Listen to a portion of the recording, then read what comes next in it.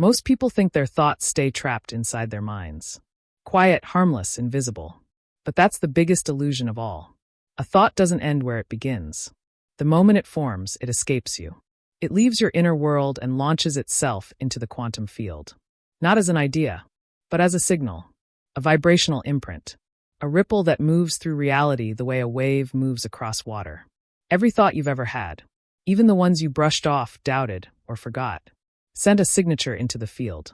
Nothing you think disappears. Nothing is wasted. Every thought becomes architecture for your future. This is the truth most people never discover. Your thoughts are not private events. They are broadcasts, energetic transmissions, information traveling through layers of reality your senses can't perceive. But your future absolutely can. Quantum physics calls this information propagation. A thought is not symbolic. It is literal information. And information cannot be contained. It moves. It spreads. It interacts with everything around you. Your mind creates the pattern. Your emotions give it power. And the quantum field receives it. Instantly. As frequency. In that moment, often before you've even finished thinking, your future begins, rearranging itself around that signal. But here's the part that most people overlook. The field doesn't respond to your thoughts as sentences. It responds to the frequency beneath them. It doesn't hear "I want success."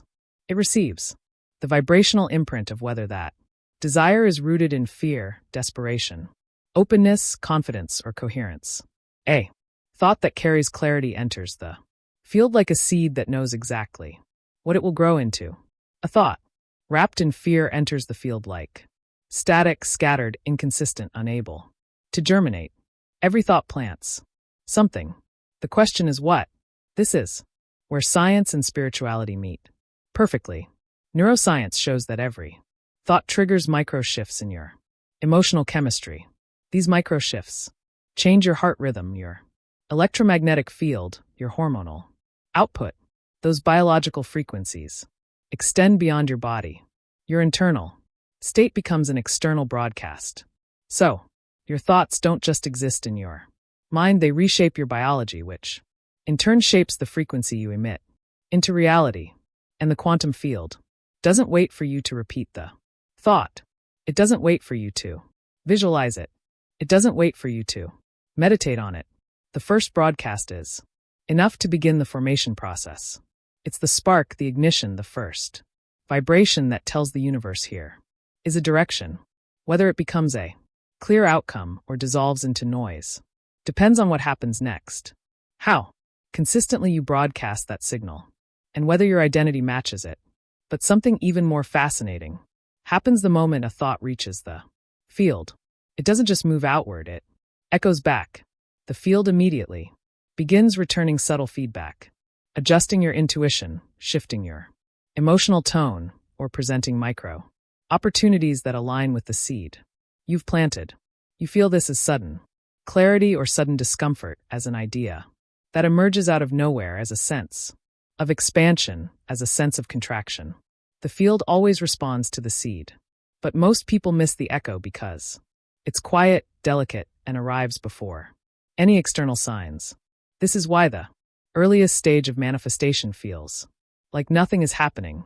Because the feedback loop is invisible, the field reorganizes probability behind the scenes first, and only later does reality reveal the visible results. It's the same way a seed grows underground, long before it breaks through the surface. The most important transformations happen where you cannot see them. The universe works in silence before it works in sight. But the true mystery unfolds here. A thought doesn't become powerful because you think it. It becomes powerful because you become the person who can hold it. The moment a thought leaves your mind, it creates a vibrational blueprint in the field. Whether that blueprint becomes your reality depends entirely on your alignment with it. That alignment begins internally, subtly, quietly, in the shifts you feel before anything in your life changes. And here is the open loop that will shape this entire video. If you understood what your thoughts do the moment they reach the quantum field, you would never think casually again. Because once a thought enters the field, it begins shaping probability. And probability eventually becomes reality. for the identity that matches its frequency. What the field does with your thoughts next is something almost no one knows, but you're about to. Most people assume nothing is happening when they can't see changes in their physical reality. They think manifestation begins when results appear. They imagine the universe is silent, still, or unresponsive until something obvious happens, a sign, an opportunity, a breakthrough. But the truth is the opposite. The quantum field does its most important work long before you ever see anything. It expands your thoughts, quietly, invisibly, and precisely in a way your senses weren't designed to detect.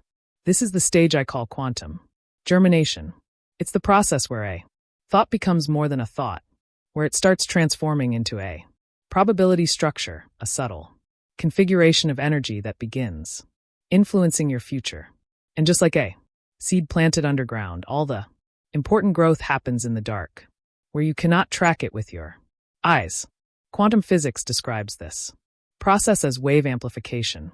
After your thought enters the field, it doesn't stay still. It spreads. It resonates. It attracts compatible frequencies and repels conflicting ones. It looks for coherence. It begins organizing itself into a pattern that reality can eventually collapse into form. But this process is fragile in the beginning. Interference, doubt, fear, overthinking, emotional contradiction can scramble the signal before it stabilizes. This is why the early stages feel so quiet. The field protects the seed by keeping it underground. The universe keeps the beginning invisible, because visibility would expose the process to your old identity, the part of you that doubts, questions, or sabotages. Hidden phases are not punishment, they are preservation. Growth is silent because silence is safe. Everything you've ever manifested began in that hush. But here's where things become even more fascinating. Your body senses the quantum germination before your mind does. Long before any external shift, your internal state begins subtly reorganizing. Your breath deepens without reason. Your emotional charge around the desire softens. Your nervous system relaxes. Your intuition becomes a degree clearer. These are not coincidences. These are the earliest signs that your thought seed has not only reached the field but is already being expanded by it. Neuroscience explains this through predictive recalibration. When the quantum field begins amplifying your signal, your brain receives micro-signals of alignment. It starts adjusting your inner world, your emotions, your expectations, your state to become compatible with the reality being formed. But because the brain updates quietly, you may not interpret these shifts as progress. You might feel more neutral, more calm, or less obsessed. You may think you're losing momentum, when in truth, you're gaining coherence. Coherence is what allows the seed to sprout. The quantum field responds fastest when your thought becomes emotionally consistent. Not loud, not intense, not dramatic, consistent. Consistency is what transforms a thought into a timeline. It's what strengthens the seed until it breaks through the surface of physical reality. Consistency is the soil. This is why some manifestations appear out of nowhere. They weren't random. They weren't sudden. They were growing silently, beneath your awareness the entire time, organizing people, aligning opportunities, dissolving obstacles, shifting probabilities while you thought nothing was happening. The universe has no interest in showing you the seed before it's ready. It shows you the fruit when your identity can hold it. But here's the part most people misunderstand. During the germination phase, your manifestation is not waiting for you. It's growing. It's unfolding. It's becoming real. You are not waiting for the universe. The universe is waiting for your signal to stabilize enough for it to finalize the collapse. And your thoughts either nourish the seed or disrupt it. When you revisit your desire with fear, insecurity, or doubt, you send contradictory frequencies into the same field. Those signals collide. They scatter. They destabilize the blueprint. Sometimes they uproot the seed entirely. But when you revisit the thought with neutrality, clarity, or calm confidence, the field amplifies it. It widens the probability. It accelerates growth. This is why the germination phase feels emotionally subtle but vibrationally potent. You're not supposed to feel excited. Excitement creates spikes. Spikes create interference. You're supposed to feel steady, grounded, calm, quietly certain because that is the frequency the quantum field can build upon. If you felt this quietness lately, a strange sense of inner readiness, a loss of urgency, a soft expectation, that's your validation. That's your thought seed sprouting underground. That's the invisible stage doing its work. And to anchor this moment, to mark the start of your seed's expansion in a way your nervous system can register, declare it. Type in the comments, my thought seeds are already growing. Not as a ritual, not as a wish, but as recognition of the truth. The moment your thoughts reached the quantum field, reality began shifting. What the field does next depends on how you hold yourself in the silence. There's a phase in the manifestation process that almost no one recognizes. Not because it's mystical or hidden, but because it's quiet. It's the phase where your desire is no longer just a thought, no longer just a seed, but not yet a visible outcome. It sits in between worlds, taking shape in the field, reorganizing your future, adjusting your timeline. And the most important rule during this phase is one most people break. You must stay silent. Silence is not superstition. Silence is physics. When a thought reaches the quantum field, it begins stabilizing itself as a vibrational wave. This wave is fragile.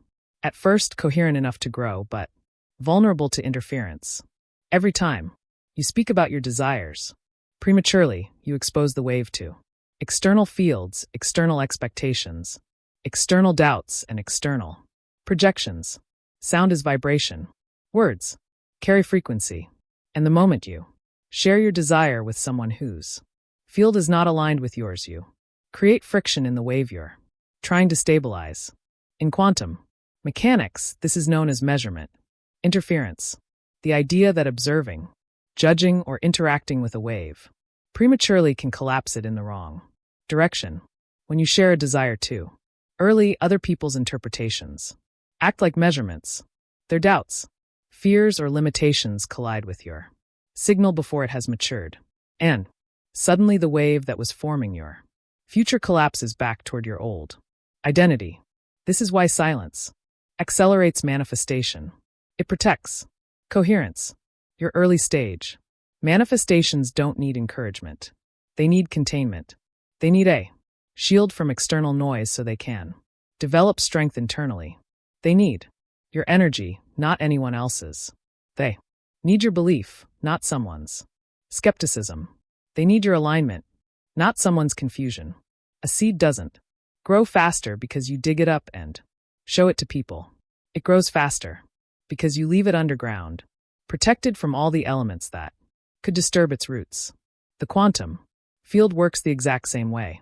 Your thought seed is trying to root itself into your identity. To do that, it must become emotionally stable inside you. Every time you talk about it, before it stabilizes, you weaken the root. You pull the seed to the surface before it's ready. You introduce noise into a system that was building coherence. And coherence is everything. Neuroscience mirrors this principle beautifully. When you speak about a goal prematurely, your brain receives a dose of dopamine, the chemical of reward. Your mind interprets the act of talking as progress. You feel satisfied. You feel validated. But that dopamine hit actually reduces your inner drive because the brain thinks the future has partially been achieved. Socially, the momentum that was supposed to move inward leaks outward. You lose intensity. You lose focus. You lose energetic precision. This is why people who talk the most about their goals rarely achieve them. They spend their energy narrating instead of embodying. Silence, on the other hand, keeps your manifestation in the body. It keeps your frequency focused. It keeps your identity anchored. It keeps your signal precise. When you stay silent, your nervous system maintains a clean line between who you are and who you are becoming. You build an internal container strong enough to hold the manifestation once it arrives. You allow your intuition to speak without interference. You create a field around your desire that is protected, stable, coherent. And coherence collapses timelines faster than anything else. Silence is not secrecy. Silence is incubation. You're not hiding your desires out of fear. You're protecting them out of wisdom. People often assume they need support, validation, reassurance, or applause to manifest their dreams. But those things belong to the ego, not the future self. Your future self does not need external validation. It needs internal alignment. The universe does not respond to how many people you tell. It responds to how consistently you embody the signal. And here's the part that most people never understand. The moment you speak about your manifestation too early, you shift from embodiment to explanation. Manifestation collapses through embodiment, not explanation. When you explain, the energy leaves your body. When you embody, the energy stays in your field. This is why the most powerful transformations happen in silence. Why the most aligned people move mysteriously. Why their breakthroughs appear sudden. Why their timeline changes seem instant. It's not luck. It's not miracle. It's coherence, protected by silence. If you've been sensing the urge to keep something to yourself, a desire, a vision, a shift, trust that urge.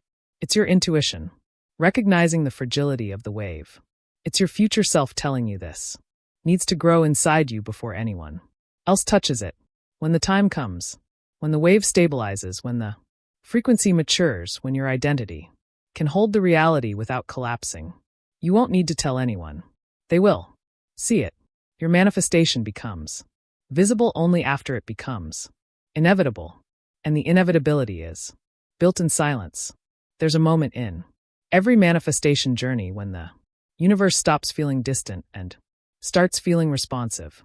Not because life suddenly becomes easier, but because you become clearer. When your thoughts enter the quantum field, the field responds instantly. But only one thing determines the speed of the physical outcome: whether you can hold the identity that matches what you've planted. This is why embodiment is the final stage, the moment where your internal signal becomes stable enough for reality to reorganize around you. The field is not waiting for your desire. It's waiting for your coherence. And coherence comes from identity, not intention. Think of the quantum field as a mirror made of possibility. It doesn't reflect what you wish for. It reflects who you are. It reflects your baseline emotion, your consistent tone, the vibration beneath your thoughts. When you try to manifest from a fractured identity, your signal is blurry. Your frequency is contradictory. The mirror returns a mixture of outcomes. But when you step into embodied alignment, your signal becomes unmistakable, and the universe has no choice but to rearrange itself to match it. Identity is the anchor of manifestation.